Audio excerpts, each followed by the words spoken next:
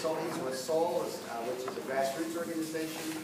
Bob and I are on the Stark Town board, which is a committee, I should say, which is we've been studying this the proposal for the Badger Coulee since last fall.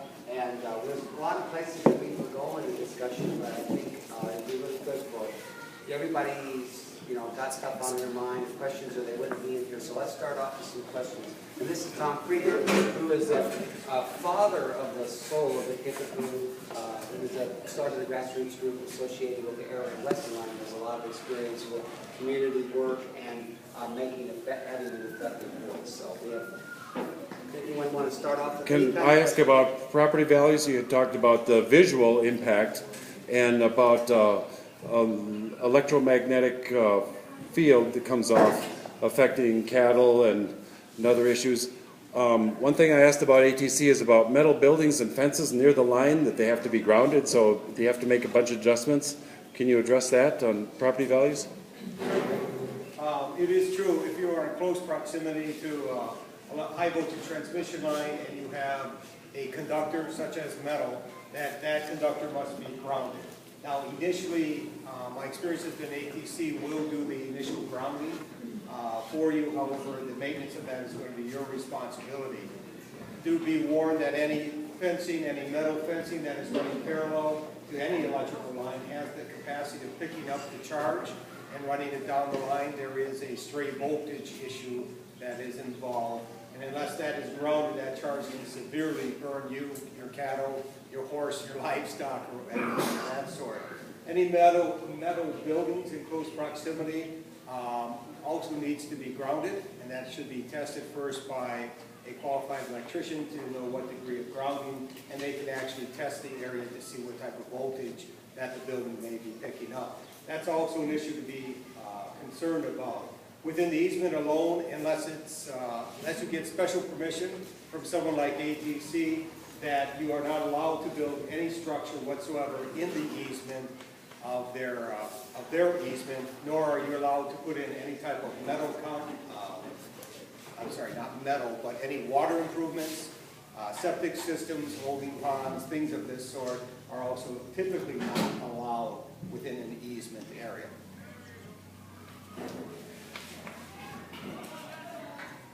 When you say close proximity, what can you give more of an answer? Well, that depends on the height of the lines, and by proximity, it's not only the proximity to the easement, but the actual proximity from the line to whatever source you're measuring. Typically, if you're within about 100 some feet, you should have some concern. They also said if you were farming the land where the transmission line pole was, that if you were driving a tractor, that you would have to weigh the chain. Okay, there is some truth to that. You do have to realize there are several concerns in agricultural land. Through the years, we have learned many of these. I myself am not a farmer.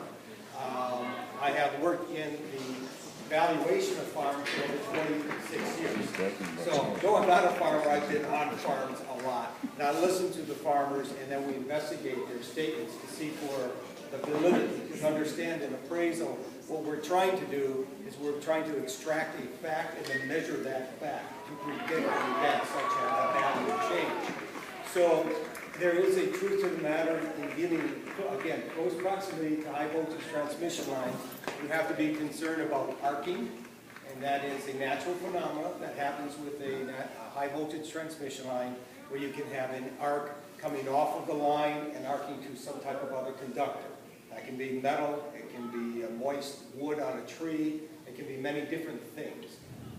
There's 7 to 15 feet can occur an arc. A typical power line is going to be about 24 feet on a low sag from the ground level up. Some of your agricultural equipment now can range up to about 15 feet in height. So you're narrowing that gap pretty close to sometimes 8 to 10 feet, where you're going to be in close proximity to that power line. You also have to be concerned of other issues. Other issues that we have discovered is that many agricultural equipment today are run and operated and controlled by microchips. And some of those microchips have failed, being in constant exposure to high voltage transmission lines, that they have to be repaired. We have experienced choppers with their metal detectors not operating correctly in close proximity to high voltage transmission lines, particularly when they're running in a parallel to them. And then obviously you either have to turn off the chopper or turn off the alarm, one or the other, to take your chances. There have been microchip failures in tractors and high-end tractors as well. Manufacturers of the GPS units, which many agricultural people are utilizing today, will not guarantee the accuracy within 200 feet of a high voltage transmission line. You can still use them, but they're no longer guaranteeing that they will be accurate. So these are some issues to be concerned about, also by ATC's own admission, and both many courts, depositions, and other things by their own engineers, that they highly recommend never to park any equipment, machinery, or things of that sort under the power line or in close proximity of 50 feet. They have a restriction of not fueling such equipment within that close proximity or within the easement as well for the potential dangers. Could you address the different property value drops, like the visual, if it's coming across your land directly, if it's just on the edge of your land, how much that affects the property values? You gave a bunch of different percentages before. Sure. Understand that every property is unique, and the appraiser looks at each property uniquely. So they're all going to have different impacts, but generally our studies have shown that the most minimal or least invasive type of easement would be nipping a corner of, say, a 40-acre parcel or 20-acre parcel. That would have a low of maybe 5% loss of overall property damage, overall property loss, meaning the entire property value, all the way to a maximum we've seen 30 to 40% when it's cutting through a diagonal. And again, this depends on the property, its use, and other issues, and the other aesthetics that are dealing with the property.